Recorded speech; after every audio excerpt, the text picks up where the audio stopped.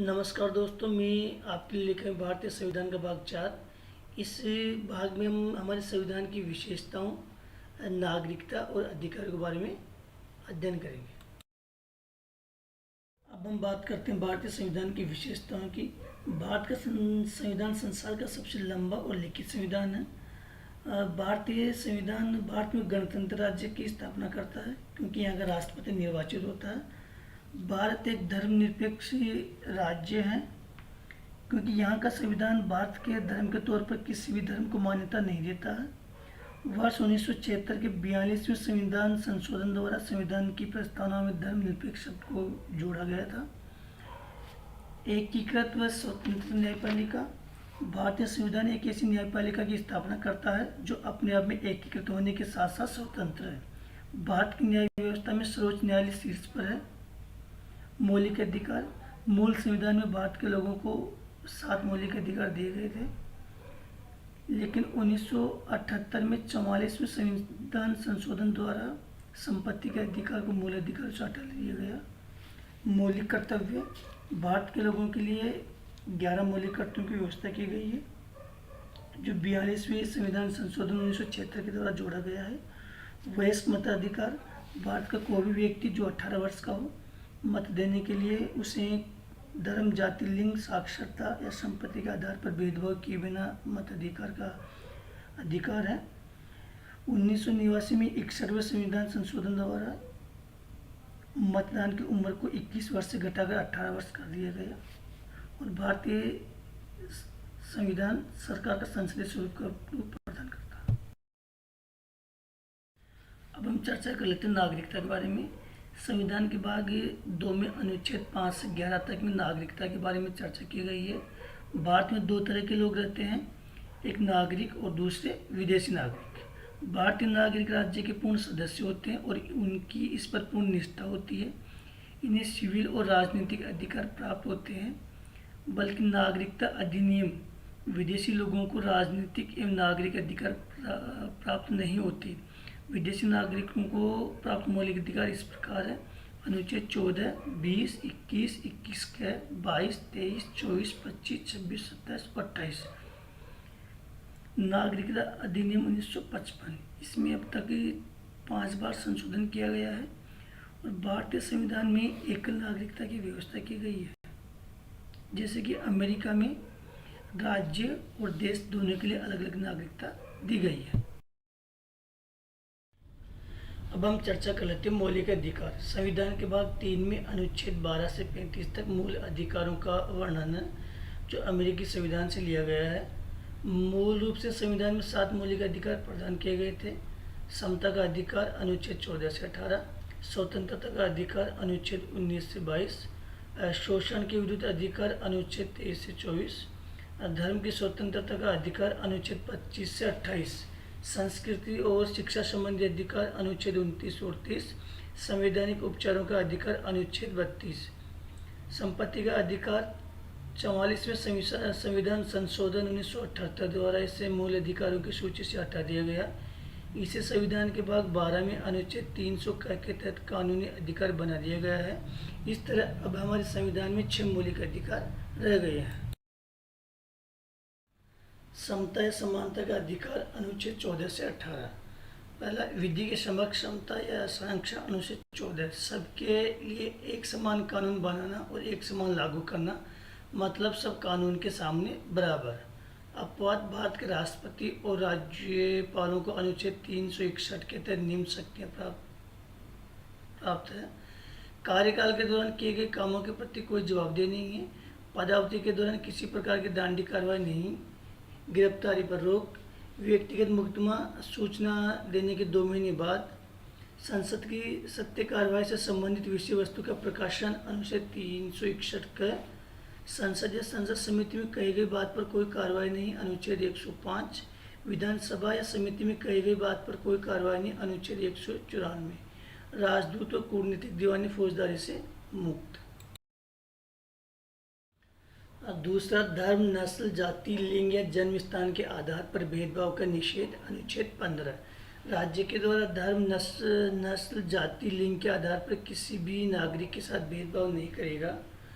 अपवाद है, बच्चों महिलाओं के लिए विशेष व्यवस्था करें, महिलाओं के लिए उचित आरक्षण और बच्चों के लिए निःशुल्क शिक्षा, सामाजिक और शैक्षणिक रूप से पिछड़े वर्गों या अनुसूचित जाति जनजाति के विकास के लिए विशेष उपबंध जैसे शुल्क मुक्ति, शैक्षणिक संस्था में प्रवेश के लिए छूट, पिछड़ा वर्ग। 93वें संविधान संशोधन अधिनियम 2005 प्रवेश में आरक्षण 27%, क्रीमीलेयर पिछड़े वर्ग के निम्न तबकों के छात्र क्रीमीलेयर में आते हैं जिन्हें आरक्षण का लाभ नहीं मिलेगा। रामनंदन समिति की रिपोर्ट 1993। संवैधानिक पद धारण करने वालों के ग्रुप ए एंड बी की क्लास सेकंड के अधिकारी, सेना में कर्नल या उससे ऊपर की रैंक और जिनकी वार्षिक आय 8 लाख रुपये से ज़्यादा होगी। लोक नियोजन के विषय में अवसर की समानता अनुच्छेद 16। राज्य के अधीन किसी पद पर नियोजन या नियुक्ति से संबंधित विषय में सभी नागरिकों के लिए समान अवसर। अपवाद, किसी रोजगार के लिए निवास की शर्त जो 1974 में से समाप्त कर दिया गया। इस समय सिर्फ आंध्र प्रदेश ऐसा राज्य है जहाँ पर ये लागू है। राज्य नियुक्ति में आरक्षण की व्यवस्था कर सकता है जिनका राज्य में समान प्रतिनिधित्व नहीं है, जैसे ST SC OBC। OBC के आरक्षण के लिए 1979 में मंडल आयोग की स्थापना की गई जिसके अध्यक्ष थे BP मंडल। छुआछूत का अंत अनुच्छेद 17। इसके द्वारा किसी के साथ छुआछूत को कानूनी अपराध घोषित किया गया है। उपाधियों का अंत अनुच्छेद 18। ये उपाधियों का अंत करता है। इस संबंध में निम्न प्रावधान है। सेना शिक्षा संबंधी सम्मान के अलावा कोई उपाधि नहीं। भारत का नागरिक विदेशी 1996 में उच्चतम न्यायालय ने जिन उपाधियों की संवैधानिक वैधता को उचित ठहराया था उनमें पद्म विभूषण, पद्म भूषण एवं पद्मश्री है। इन राष्ट्रीय पुरस्कारों की शुरुआत 1954 में हुई थी। 1977 में मोरारजी देसाई के नेतृत्व वाली सरकार ने इन पुरस्कारों को बंद कर दिया था, लेकिन 1980 में इंदिरा गांधी सरकार ने पुनः प्रारंभ किया। अनुच्छेद 19। मूल संविधान में 7 तरह की स्वतंत्रता का उल्लेख था, लेकिन अब सिर्फ 6 है। 19A बोलने की स्वतंत्रता, 19B शांतिपूर्ण और बिना हथियारों के एकत्रित होने तथा सभा करने की स्वतंत्रता, 19C संघ बनाने का अधिकार, 19D देश के किसी भी क्षेत्र में आवागमन की स्वतंत्रता, 19E भारत के किसी भी राज्य में बसने या निवास करने का अधिकार। अपवाद जम्मू कश्मीर। 19G कोई भी व्यापार एवं जीविका चलाने की स्वतंत्रता। नोट, प्रेस की स्वतंत्रता का वर्णन 19A में ही निहित है। अपराधों के दोष सिद्धि के संबंध में संरक्षण अनुच्छेद 20। इसके अंतर्गत 3 प्रकार की स्वतंत्रता का वर्णन है। किसी भी व्यक्ति को एक अपराध के लिए एक से अधिक बार दंडित नहीं किया जा सकता। अपराध करने के समय जो कानून था उसी के तहत सजा मिलेगी, न कि पहले और बाद में बनाने वाले कानून के तहत। किसी भी व्यक्ति को स्वयं के विरुद्ध न्यायालय में गवाही देने के लिए बाध्य नहीं किया जा सकता। प्राण व दैहिक स्वतंत्रता का संरक्षण अनुच्छेद 21। अनुच्छेद 21 के तहत मनमाने कार्यकारी प्रक्रिया के विरुद्ध भी सुरक्षा उपलब्ध है, न कि विधानमंडलीय प्रक्रिया के विरुद्ध। अनुच्छेद 21 के राज्य 6 से 14 वर्ष के बच्चों को अनिवार्य व मुफ्त शिक्षा उपलब्ध कराएगा। ये व्यवस्था 86वें संवैधानिक संशोधन अधिनियम 2002 के अंतर्गत की गई थी। RT एक्ट 2009 अधिनियम 1 अप्रैल 2010 से लागू किया गया। गिरफ्तारी और निवारक निरोध से संरक्षण अनुच्छेद 22। हिरासत 2 तरह की होती है, एक दंड विषयक जो कठोर और निवारक। साधारण कानूनी मामले से संबंधित हिरासत में लेने का कारण बताना होगा। 24 घंटे के अंदर आने जाने के समय को छोड़कर दंडाधिकारी के समक्ष पेश करना होगा। उसे अपनी पसंद के वकील से सलाह लेने का अधिकार होगा। निवारक निरोध, इसका मतलब है कि व्यक्ति को किसी अपराध को करने से रोकना। इस अधिनियम के तहत उसे 3 माह तक बंदी बनाया जा सकता है। शोषण के विरुद्ध अधिकार अनुच्छेद 23। मानव दुर्व्यवहार में बलात्श्रम का निषेध। बेकार का अभिप्राय बिना परिश्रम में मेहनता न दिए काम कराना। बलात्श्रम का अर्थ है किसी व्यक्ति की इच्छा के विरुद्ध काम कराना।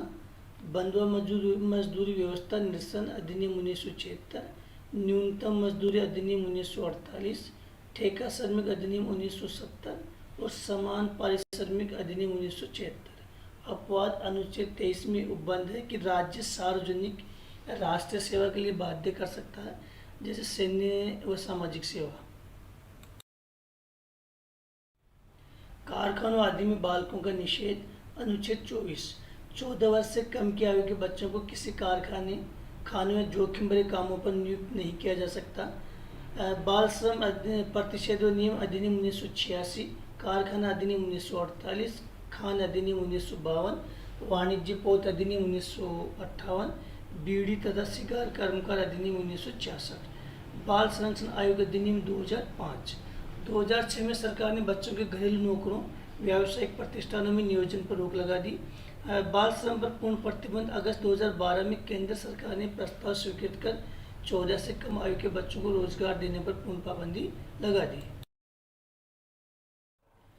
धार्मिक स्वतंत्रता का अधिकार अनुच्छेद 25, अंतःकरण की और धर्म को अबाध रूप से मानने, आचरण और प्रचार करने की स्वतंत्रता।